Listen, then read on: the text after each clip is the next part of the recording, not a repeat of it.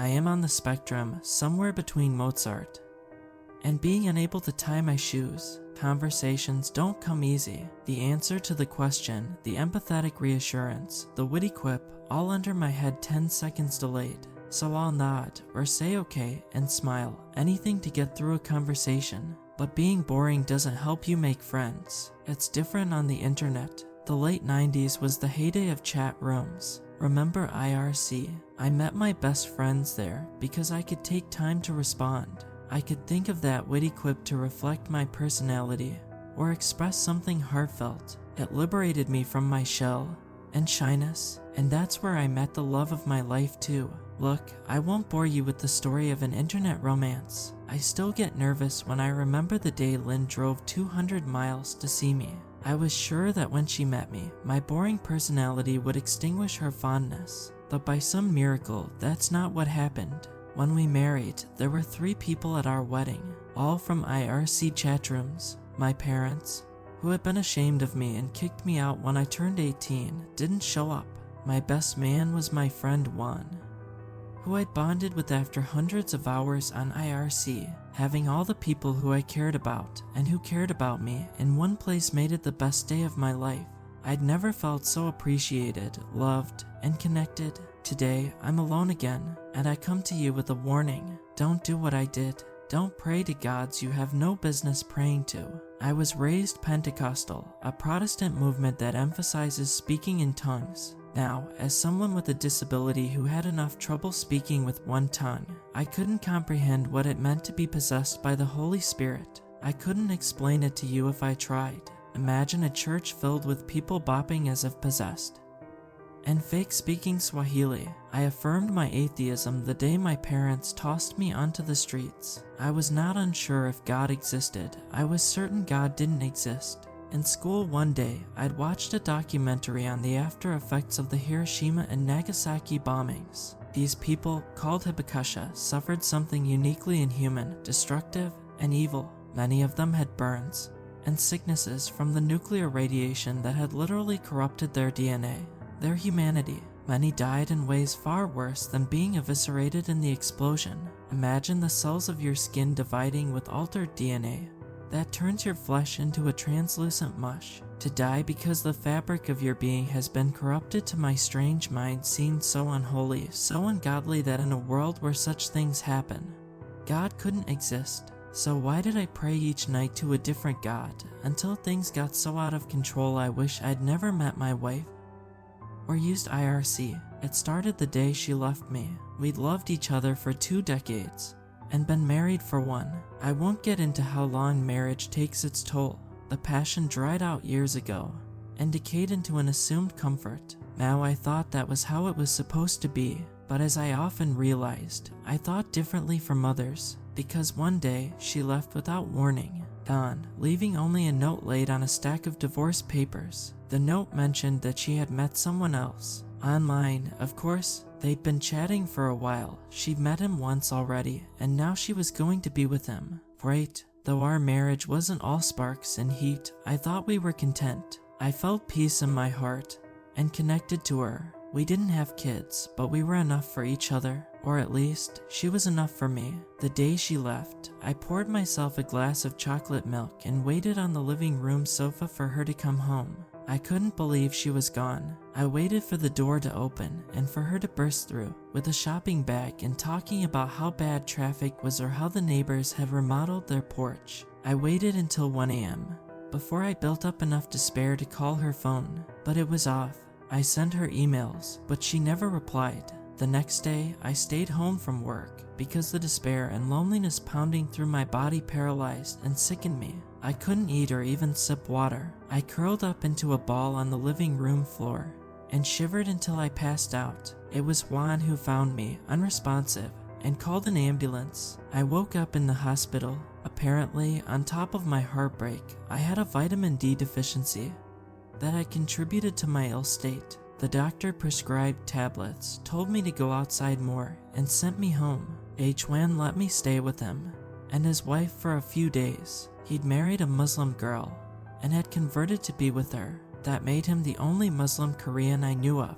While staying at his home, I found a copy of the Holy Quran in English. I spent a few hours reading, hoping that it would enlighten me, that some truth would burst forth and save me from the base despair that crippled me. Instead, I read a verse that made me angry, and whosoever believeth in God, he guideth his heart, and God is knower of all things. Why wasn't I a believer? Why didn't God guide me? Was I not good enough for him to guide? I then read another verse that made me even angrier. He it is who sent down peace of reassurance into the hearts of the believers, that they might add faith unto their faith. Something in me snapped when I read that verse. It seemed that God was choosing people to believe, and not the other way around. That was unfair. If this world was a test, as Christians also claim, then surely God should allow us to choose whether to believe. Later that day, I went home and read about Islam. I learned that to become a Muslim, all I had to do was recite some words. So I recited them to prove to God that it was my choice, not his, to believe. I now realize that this was a distraction from the pain, and that the real pain was coming. I learned how to pray like a Muslim. Before each prayer, I would do the cleansing ritual by washing my face, hands, and feet. I'd then follow the steps for the prayer, from standing to bowing to prostration. I even learned the recitals in Arabic. I truly felt reborn, and with this fresh way of life seemed to be turning a new page. I met people at the mosque who were kind and didn't seem to judge me for being slow. But at the end of the day, I still came home to an empty house, and I still didn't really believe in God. Soon, the prayers became a burden, and without faith in my heart, I felt awkward going to the mosque and being among true believers. God really hadn't chosen me, and the hole that ached in my heart when Lynn left only grew, despite how much I covered it. It was a gaping chasm, and I felt its emptiness in every cell of my body. It affirmed to me how meaningless the world was, and how there was no God. The Hibakasha, the survivors of Hiroshima and Nagasaki, must have felt the same evisceration of spirit when faced with their doom. They say religion is like a drug.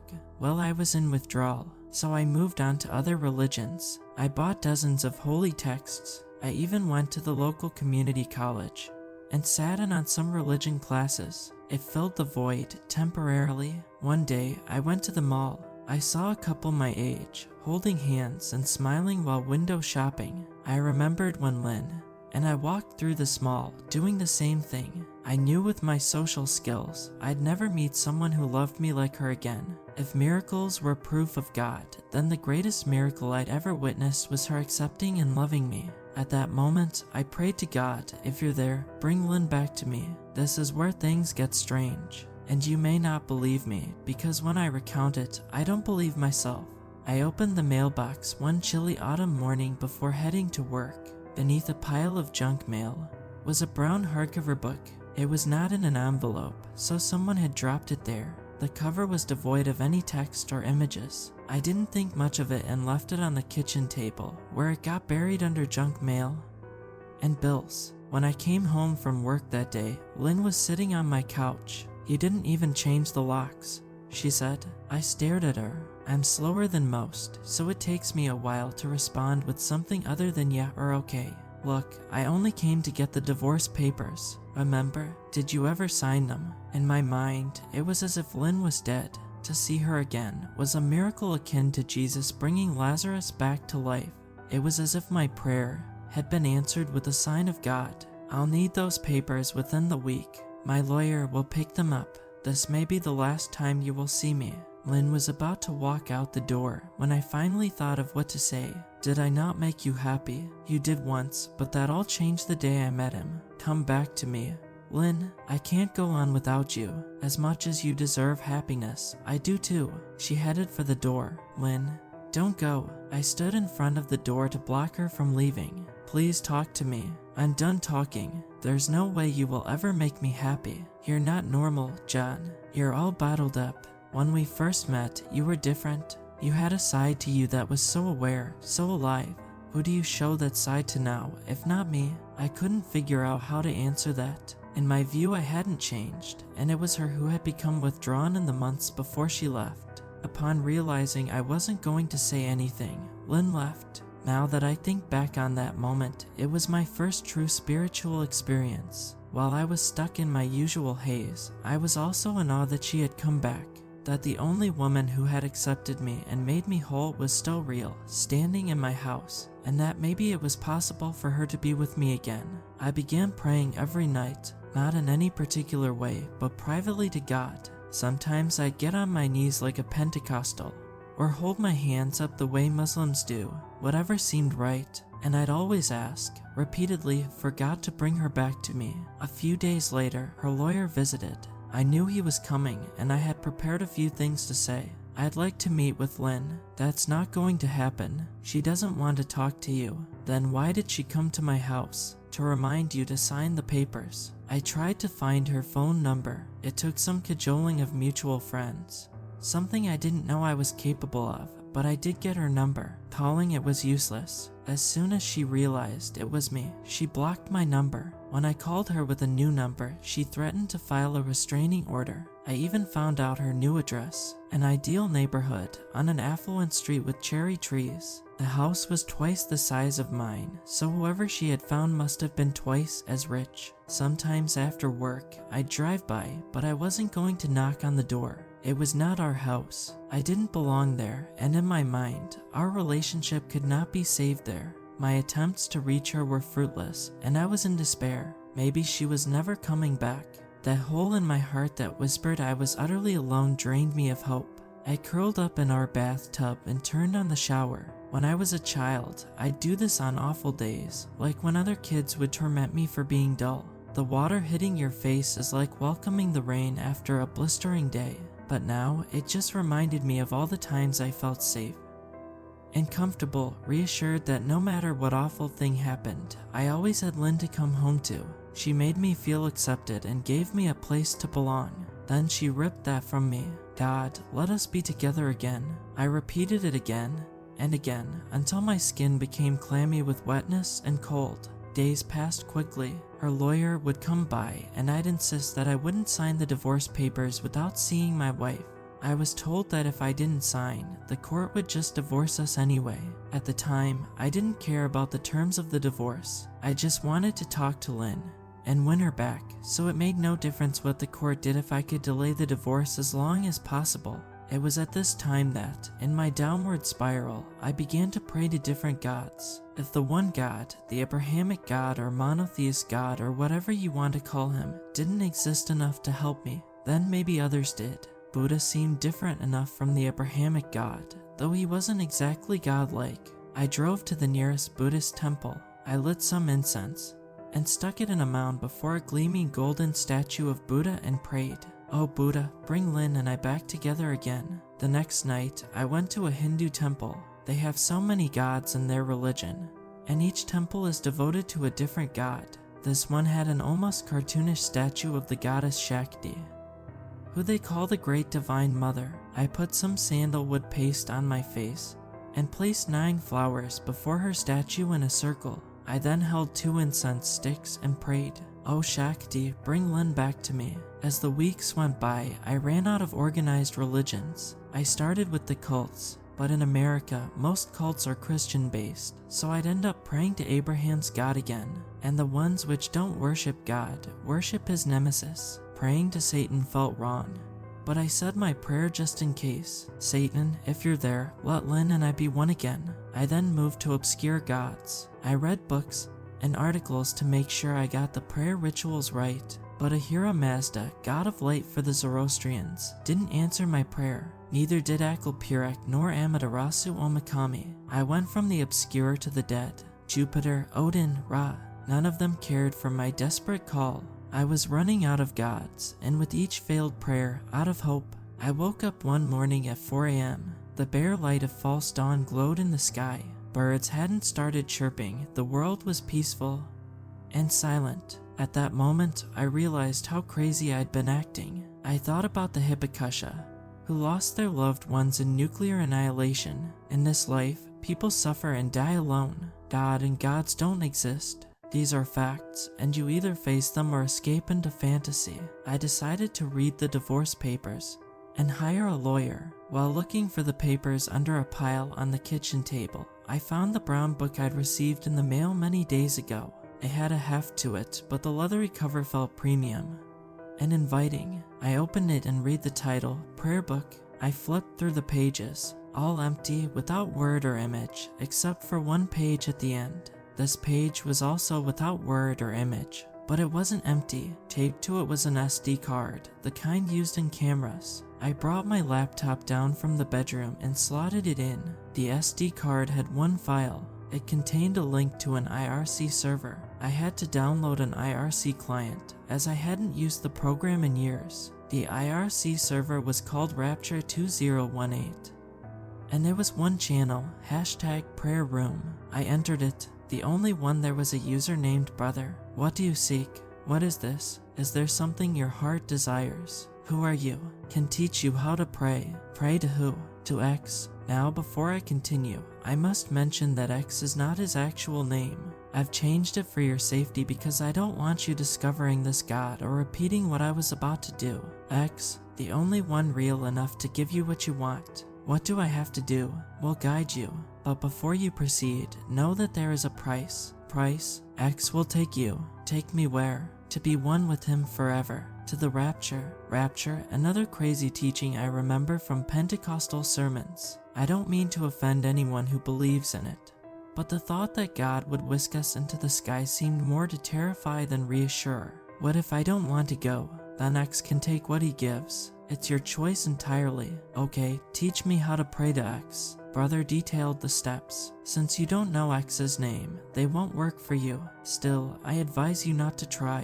1. Begin a fast at sunrise from eating, drinking, and talking. During this period, do not let your mind dwell on anything so that you are clear-headed. 2. After sunset, travel to a secluded area, such as a desert, forest, or mountain, where you can clearly see the night sky.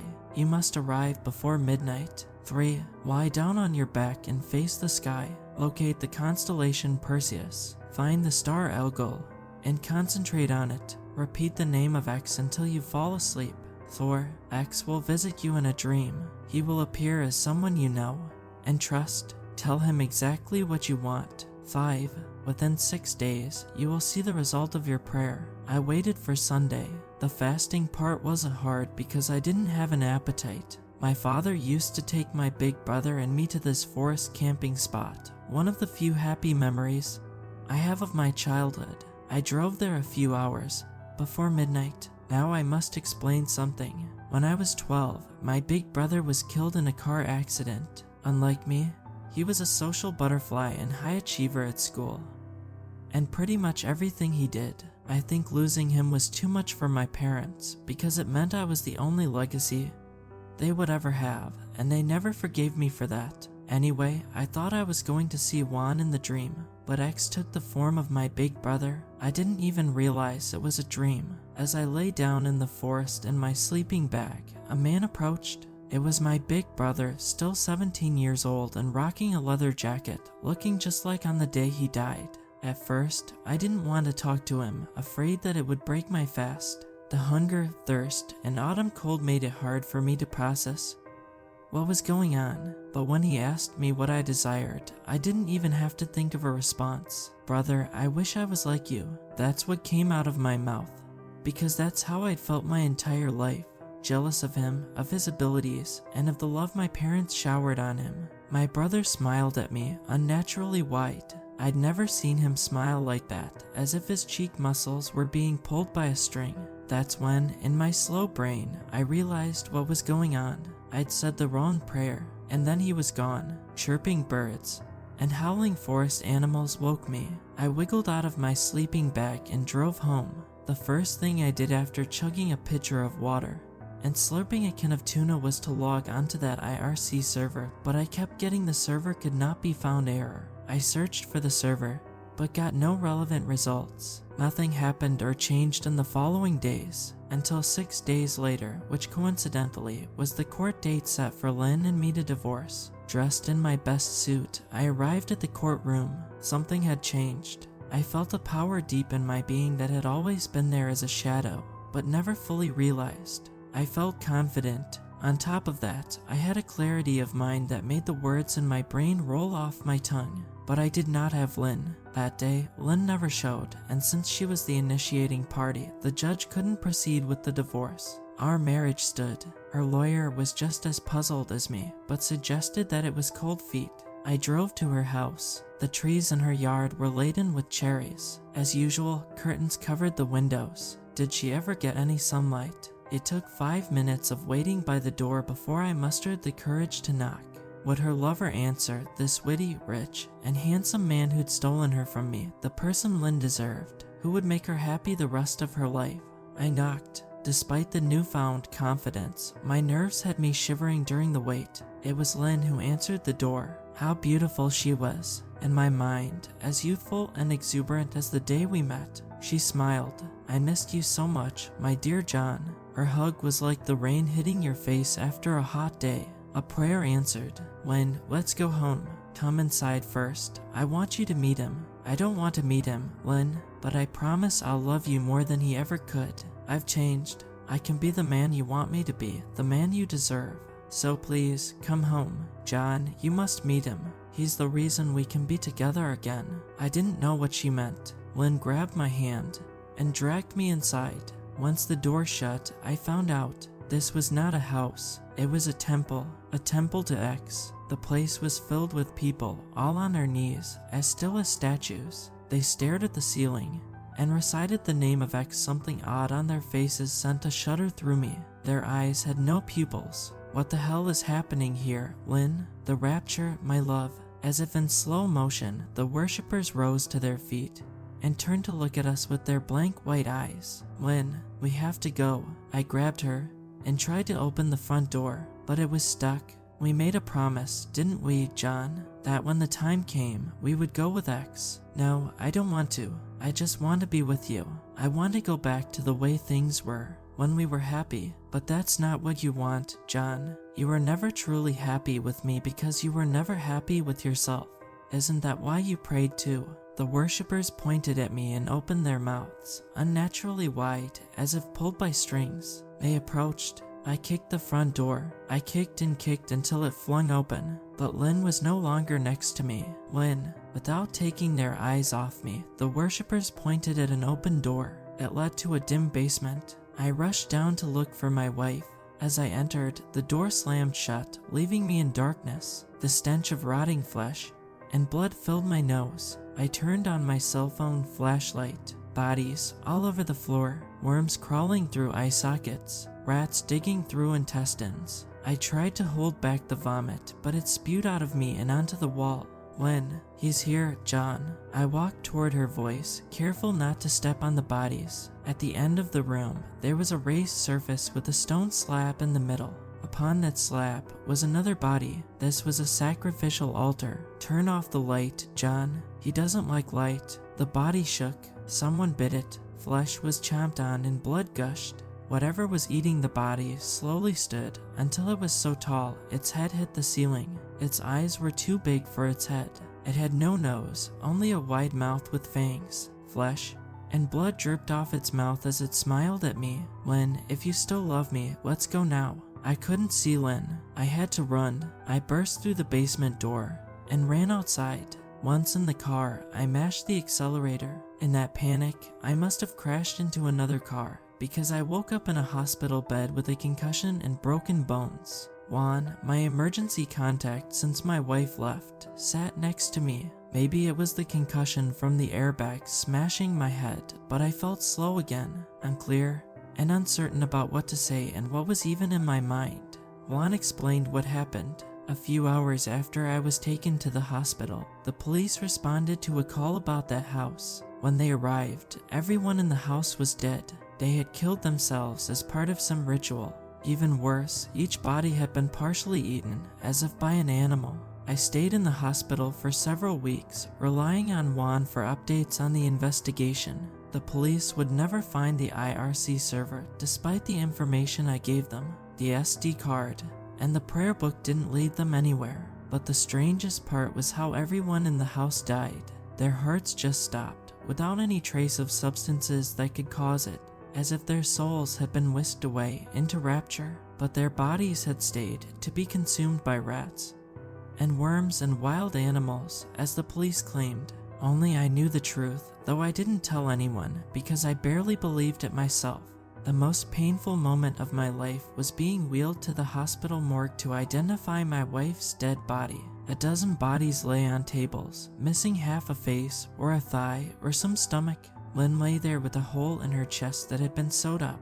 Her heart and lungs had been eaten. I squeezed her hand and cried. I said out loud, "Whoever is listening, I'll do anything, just bring her back to me." I had a dream the night before I left the hospital. I was camping with my big brother and father in the forest. We were laughing and eating s'mores by a fire. Then my father started talking about the constellation Perseus. He showed us how to find the star Algol. If you think of Perseus as holding a severed head, Algol is always the brightest star on it. While my father got on his knees and recited the name of X, my brother whispered to me she tasted like cherries. "One day I'll taste you too." His eyes had no pupils, and his face twitched into an unnatural smile. I don't know why Lynn prayed to X or what she prayed for, but her desperation must have led her to him. Maybe she was unhappy, maybe it was my fault. Maybe at some point I stopped being true with her and pushed her away, and she turned to X for an answer.